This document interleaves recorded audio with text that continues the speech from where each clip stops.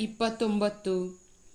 7ನೆಯ ತಿಂಗಳಿನ ಮೊದಲನೆಯ ದಿನ ನೀವು ಯಾವ ದುಡಿಮೆಯನ್ನೂ ಮಾಡದೆ ದೇವಾರಾಧನೆಗಾಗಿ ಸಭೆ ಸೇರಬೇಕು. ಅದು ನಿಮಗೆ ಕೊಂಬೂದುವ ದಿನ.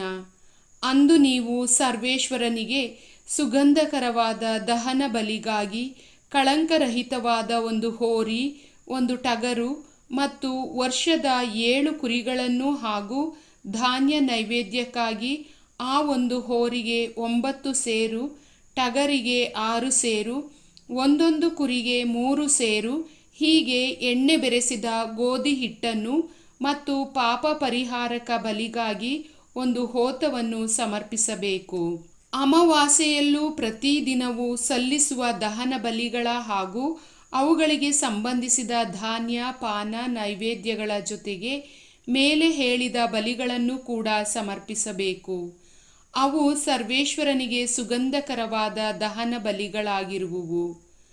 ಉಪವಾಸ ಆಚರಣೆಯ 7ನೆಯ ತಿಂಗಳಿನ 10ನೆಯ ದಿನ ನೀವು ಯಾವ ದುಡಿಮೆಯನ್ನು ಮಾಡದೆ ದೇವಾರಾಧನೆಗಾಗಿ ಸಭೆ ಕೂಡಬೇಕು. ಸರ್ವೇಶ್ವರನಿಗೆ ಸುಗಂಧಕರವಾದ ದಹನ ಬಲಿಗಾಗಿ ಕಳಂಕರಹಿತವಾದ ಒಂದು ಹೋರಿ, ಒಂದು ಟಗರು, ವರ್ಷದ 7 ಕುರಿ ಇವುಗಳನ್ನು ಹಾಗೂ ಧಾನ್ಯ ನೈವೇದ್ಯಕ್ಕಾಗಿ ಹೋರಿಗೆ 9 ಸೇರು, ಟಗರಿಗೆ 6 ಸೇರು, ಕುರಿಯೊಂದಕ್ಕೆ 3 ಸೇರು, ಈ ಮೇರೆಗೆ ಎಣ್ಣೆ ಬೆರೆಸಿದ ಗೋಧಿ ಹಿಟ್ಟನ್ನು ಮತ್ತು ಪಾಪ ಪರಿಹಾರಕ ಬಲಿಗಾಗಿ ಒಂದು ಹೋತವನ್ನು ತಂದು ಸಮರ್ಪಿಸಬೇಕು.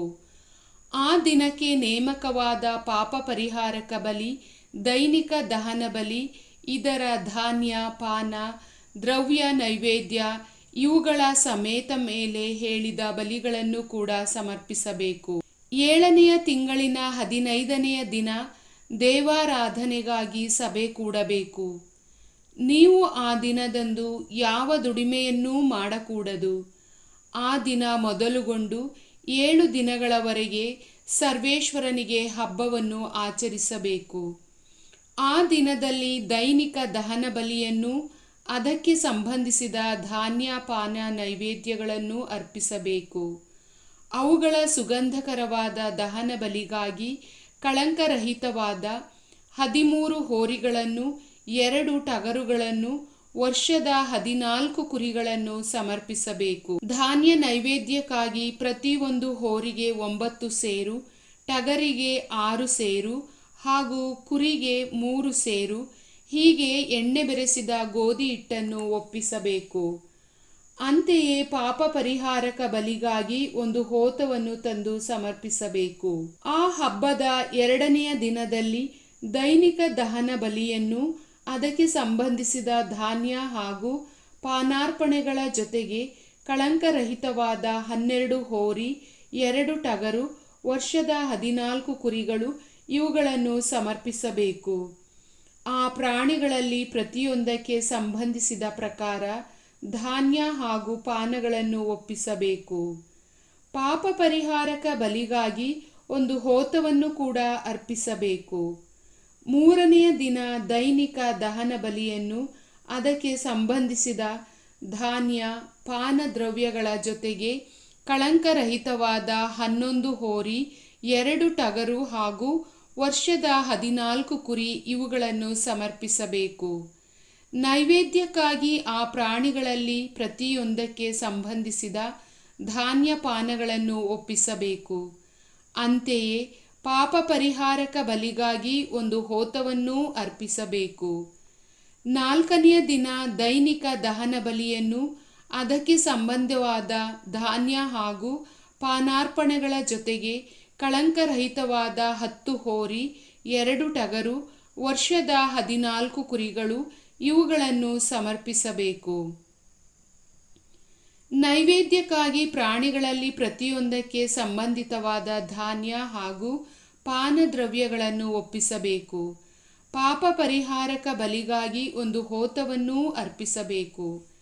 5ನೆಯ ದಿನ ದೈನಿಕ ದಹನ ಬಲಿಯನ್ನು ಅದಕ್ಕೆ ಸಂಬಂಧಿಸಿದ ಧಾನ್ಯ ಹಾಗೂ ಪಾನಾರ್ಪಣೆಗಳ ಜೊತೆಗೆ ಕಳಂಕರಹಿತವಾದ 9 ಹೋರಿ, 2 ಟಗರು, ವರ್ಷದ 14 ಕುರಿಗಳನ್ನು ಅರ್ಪಿಸಬೇಕು. ನೈವೇದ್ಯಕ್ಕಾಗಿ ಈ ಪ್ರಾಣಿಗಳಲ್ಲಿ ಪ್ರತಿಯೊಂದಕ್ಕೆ ಸಂಬಂಧವಾದ ಧಾನ್ಯ ಹಾಗೂ ಪಾನ ದ್ರವ್ಯಗಳನ್ನು ಒಪ್ಪಿಸಬೇಕು.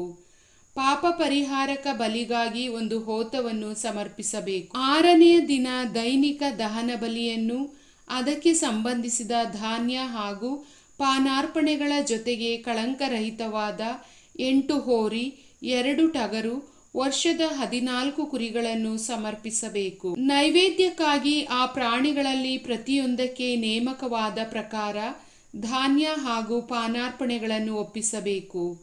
ಪಾಪ ಪರಿಹಾರಕ ಬಲಿಗಾಗಿ ಒಂದು ಹೋತವನ್ನು ಅರ್ಪಿಸಬೇಕು. 7ನೆಯ ದಿನ ದೈನಿಕ ದಹನ ಬಲಿಯನ್ನು ಅದಕ್ಕೆ ಸಂಬಂಧಿಸಿದ ಧಾನ್ಯ ಹಾಗೂ ಪಾನಾರ್ಪಣೆಗಳ ಜೊತೆಗೆ ಕಳಂಕರಹಿತವಾದ 7 ಹೋರಿ, 2 ಟಗರು, ವರ್ಷದ 14 ಕುರಿಗಳನ್ನು ಸಮರ್ಪಿಸಬೇಕು. ನೈವೇದ್ಯಕ್ಕಾಗಿ ಈ ಪ್ರಾಣಿಗಳಲ್ಲಿ ಪ್ರತಿಯೊಂದಕ್ಕೆ ನೇಮಕವಾದ ಪ್ರಕಾರ ಧಾನ್ಯ ಹಾಗೂ ಪಾನಾರ್ಪಣೆಗಳನ್ನು ಒಪ್ಪಿಸಬೇಕು. ಪಾಪ ಪರಿಹಾರಕ ಬಲಿಗಾಗಿ ಒಂದು ಹೋತವನ್ನು ಅರ್ಪಿಸಬೇಕು. 8ನೆಯ ದಿನ ದೇವಾರಾಧನೆಗೆ ಸಭೆ ಕೂಡಬೇಕು. ಅಂದು ಯಾವ ದುಡಿಮೆಯನ್ನೂ ಮಾಡಕೂಡದು. ದೈನಿಕ ದಹನ ಬಲಿಯನ್ನು ಅದಕ್ಕೆ ಸಂಬಂಧಿಸಿದ ಧಾನ್ಯ ಹಾಗೂ ಪಾನಾರ್ಪಣೆಗಳನ್ನು ಅರ್ಪಿಸಬೇಕು.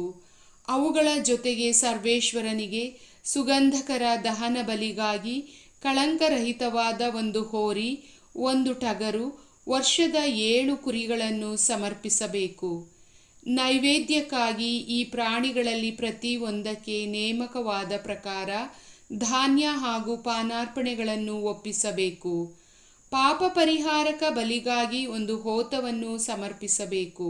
ನೀವು ಕಾಣಿಕೆಯಾಗಿ ಆಗಲಿ ಹರಕೆಯನ್ನು ತೀರಿಸುವುದಕ್ಕಾಗಿ ಆಗಲಿ ಮಾಡುವ ದಹನ ಬಲಿ, ಧಾನ್ಯ ನೈವೇದ್ಯ, ಪಾನಾರ್ಪಣೆ, ಸಮಾಧಾನ ಬಲಿ ಇವುಗಳನ್ನು ಮಾತ್ರವಲ್ಲದೆ ಹಬ್ಬದ ದಿನಗಳಲ್ಲಿ ಮೇಲೆ ಸೂಚಿಸಿರುವ ಬಲಿಗಳನ್ನು ಹೆಚ್ಚಾಗಿ ಮಾಡಬೇಕು. ಸರ್ವೇಶ್ವರ ಸ್ವಾಮಿ ಕೊಟ್ಟ ಈ ಎಲ್ಲ ಆಜ್ಞೆಗಳನ್ನು ಮೋಶೆ ಇಸ್ರಾಯೇಲರಿಗೆ ತಿಳಿಸಿದನು. ಪ್ರಭುವಿನ ವಾಕ್ಯ.